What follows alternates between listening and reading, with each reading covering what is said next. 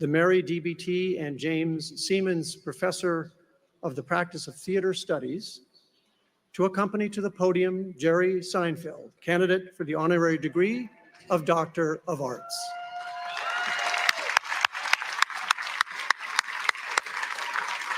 Thank you.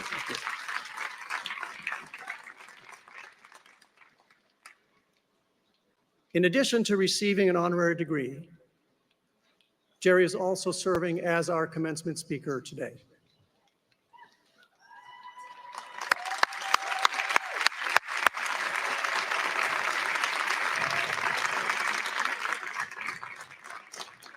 So, what's the big deal about our commencement speaker?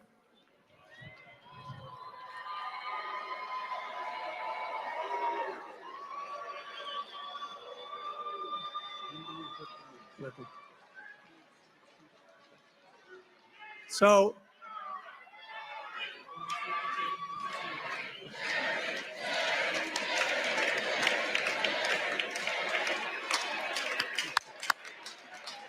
thank you. Thank you. Score up to 60% off in Michael's. Get big savings on summer floral, greenery, decor, and more. Perfect for celebrations and entertaining. Plus, stock up with buy two, get two free deals on campus and earn rewards when you shop. Get every game every Sunday with NFL Sunday Ticket and YouTube TV. Select and watch up to 4 live games on one screen, stream across your devices, and... So, what's the big deal about our commencement speaker?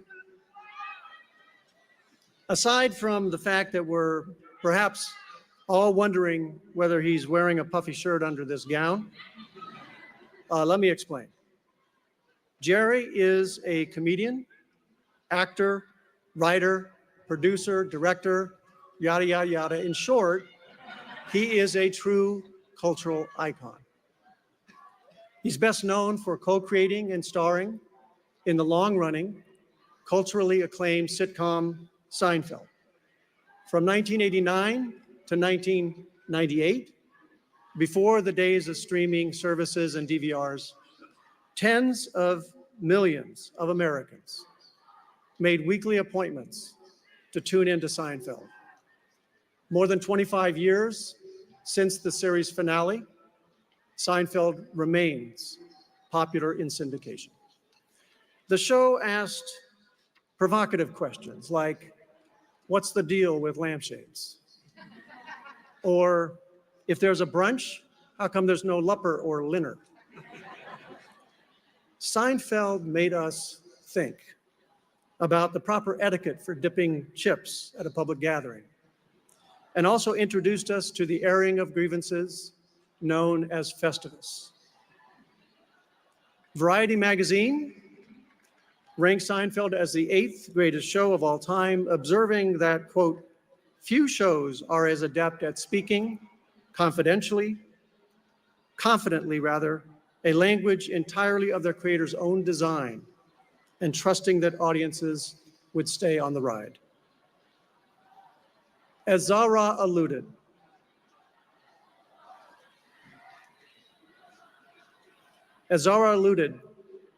some of our students may know Jerry best as the voice of the animated character Barry B. Benson, the lovable bee who pursued justice in a bee movie. Jerry also launched an award-winning popular web series called Comedians in Cars Getting Coffee, and he has authored multiple books, recently made his directorial film debut, and continues to delight stand-up comedy audiences with belly-aching laughs. As Jerry once told a 60 Minutes interviewer, the sound of laughter is to him, quote, a moment of pure flight. In addition to his creative work, Jerry and his wife Jessica are also proud Duke parents and the founders of the Good Plus Foundation,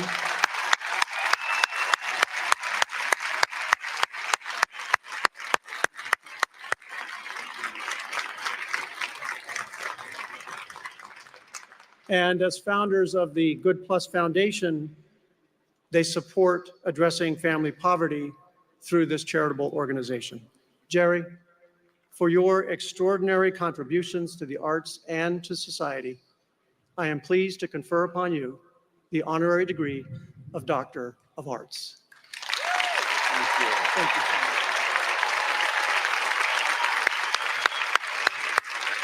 Thanks. Really appreciate it. Thank you. Oh my God, what a beautiful day. What a beautiful class. We love you guys. I am here today at the gracious invitation of President Price and the Duke Board of Trustees because after spending 4 years at what is considered one of the finest institutions of higher education in the world, they apparently feel that perhaps some light entertainment will get you all to the final realization, you know, I think I've really had enough of this place. Let's bring in a comedian. Let's bring the sophistication and erudition of the Duke experience down a couple notches. And I thought maybe that does make sense. Maybe the thinking was what we really want is to just get these kids the hell out of here. What would give them that last final push? Because what you might not be fully aware of is that the entire time you have been at this wonderful university, we have been meeting and talking to other kids that we would like to replace you with.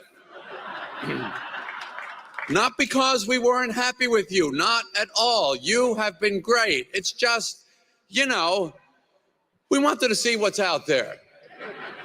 I don't want to say exactly how many kids we talked to. It's roughly this many.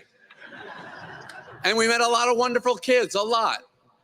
Was there a time when we were thrilled to have you come here to learn, grow, and flourish? Of course there was. That time has passed. We do offer graduate programs in a number of different disciplines if you and your parents want to stall your ultimate uselessness for a few more years. I can't imagine how sick you are of hearing about following your passion. I say, the hell with passion. Find something you can do, that would be great. If you try something and it doesn't work, that's okay too. Most things do not work. Most things are not good. You know this already from your short lives. You leave the house, you come back. How was Pie Hard? It was okay.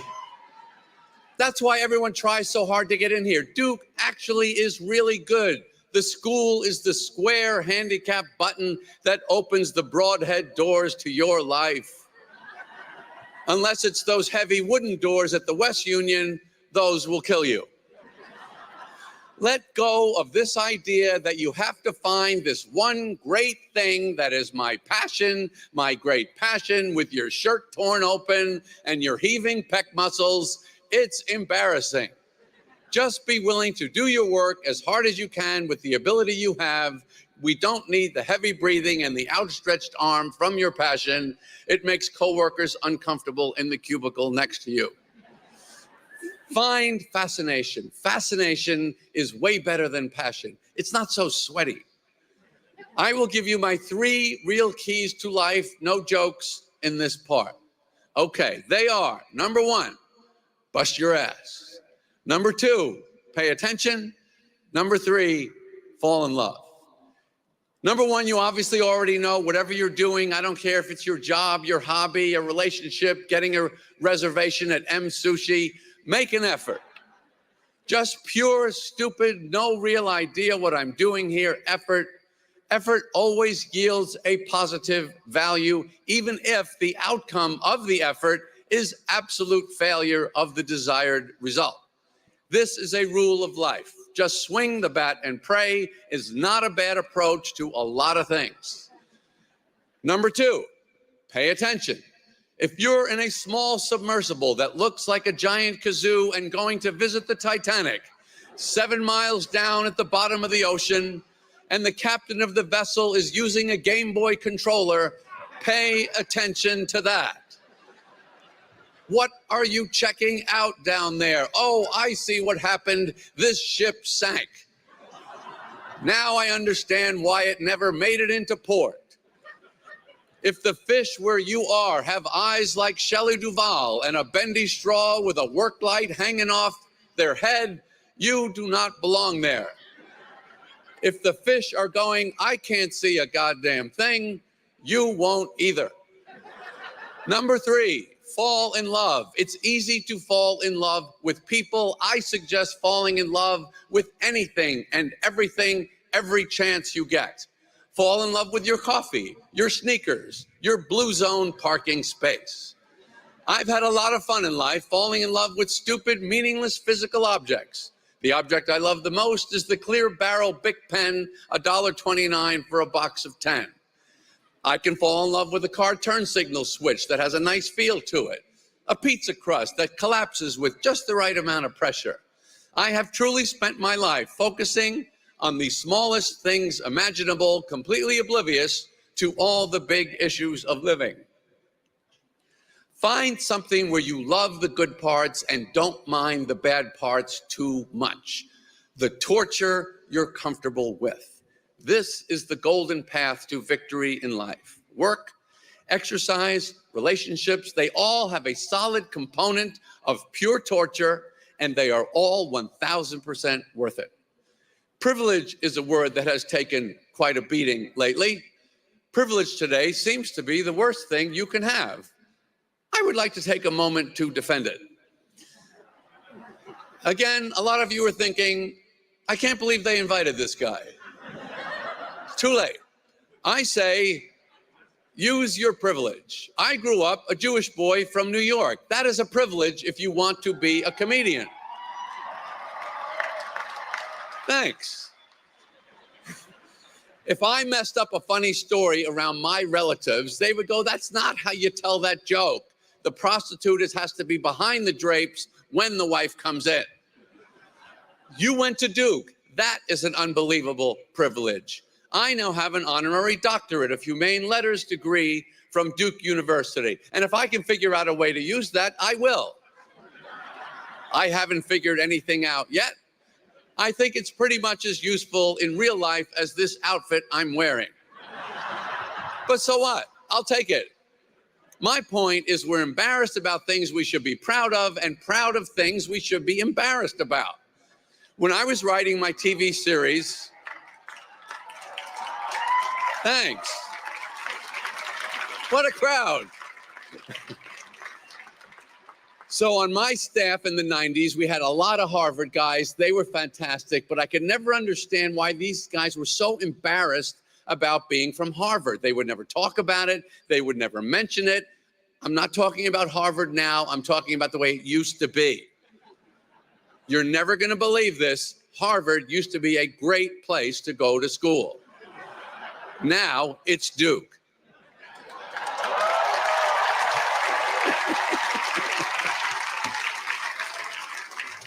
You didn't fake your fabulous education. You earned it. Be proud of it. Don't just drop it on people right before you serve in pickleball. Okay, Duke 24 coming at you. But if it comes up, if someone asks, don't say it looking down, stubbing your toe in the dirt. When someone asks, where'd you go to school? You say, I went to Duke. Watch them take that uncomfortable, hard swallow.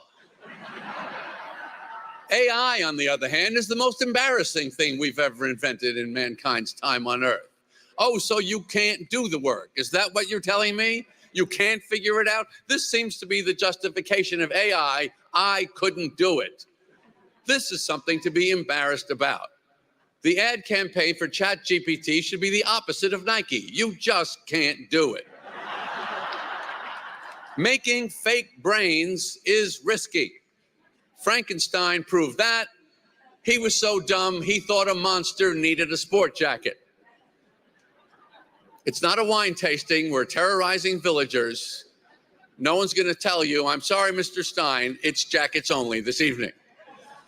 What I like is we're smart enough to invent AI, dumb enough to need it, and still so stupid we can't figure out if we did the right thing.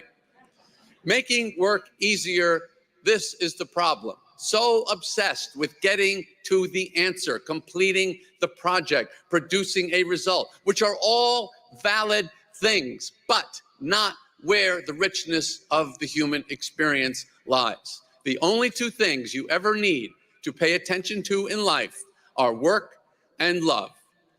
Things that are self-justified in the experience, and who cares about the result? Stop rushing to what you perceive as some valuable endpoint. Learn to enjoy the expenditure of energy that may or may not be on the correct path. Now, if you have been at this amazing place for 4 years and still have no idea what you like, what you're interested in, or what you want to do in life, you are the luckiest ones here. Those of you that think you know what you want to do are very likely wrong, and perhaps even overestimating your ability to do it. You have convinced yourself that you know who you are and what's going on in the world. You don't know either. The less secure and confident you feel in the direction, the more surprises and excitement you will have in store. That's good. So the better the job you've done in finding a path for yourself, the more boring and predictable your life is going to be. If you're sitting here today completely confused, feeling lost, adrift, and totally abandoned, you might even be a G. I say, congratulations. You win the Duke commencement ceremonies of 2024. You are about to go on a hell of a ride. About work, you know how they always say nobody ever looks back on their life and wishes they spent more time at the office? Well, why? Why don't they? Guess what? Depends on the job. If you took a stupid job that you find out you hate and you don't leave, that's your fault. Don't blame work. Work is wonderful. I definitely will not be looking back on my life wishing I worked less. If that's not how you feel at work, quit.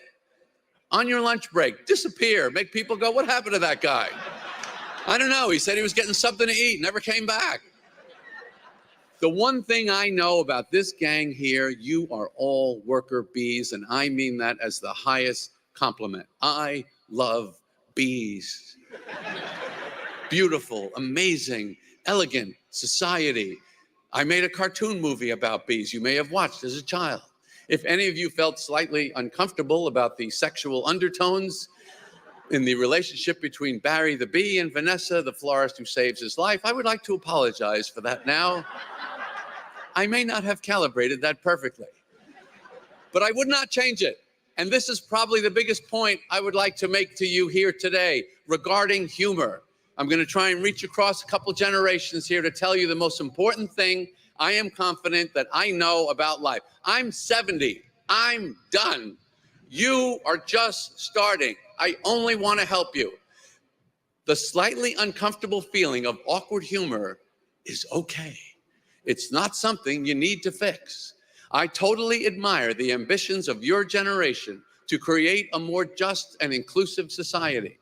I think it is also wonderful that you care so much about not hurting other people's feelings. In the 1,000,001 ways, we all do that every second of every day.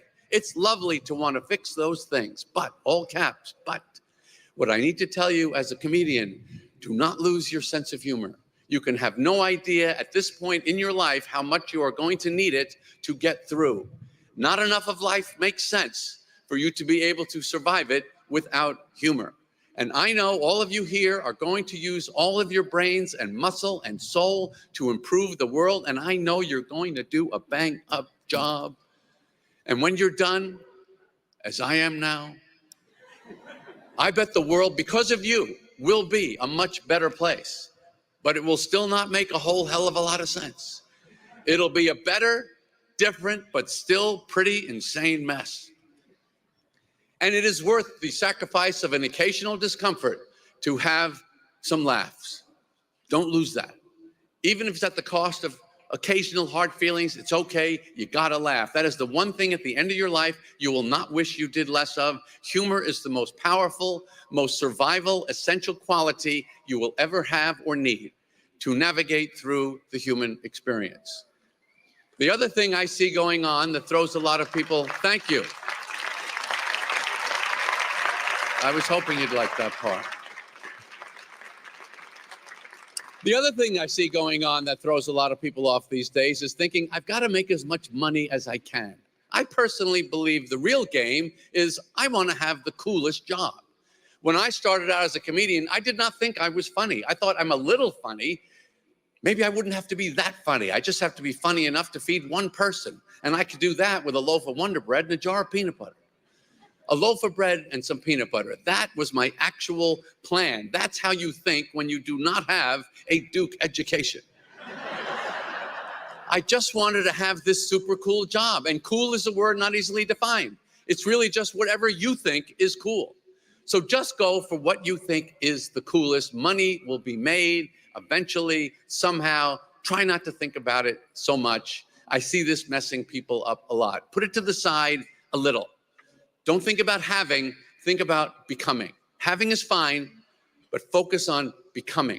That is where it's at. And I know you're not really even listening to this speech, and that's okay. I wouldn't either. You're graduating, you're thinking about yourself or timing your mobile order from the Yalla truck. That's all cool. But the one thing I really do care about communicating to you is don't lose your humor. Forget the rest, forget your education, your degree, your privilege. All of you here would do fantastically well without any of it. All of you here, without question, are the best of the best. Just don't lose your humor. It's not an accessory. It's your Stanley Cup water bottle on the brutal long hike of life. And humor is not just for the stress relief or even just the simple fun of laughing, but for the true perspective of the silliness of all humans and all existence. That's why you don't want to lose it. Try to enjoy some of the dumbness of it all. That's the best life advice I can give you. I wish you luck. I wish you love. Thanks for the phony degree and the ridiculous outfit. Go get him, Duke class of 24. Throw the hat up. Let's get out of here. Congratulations.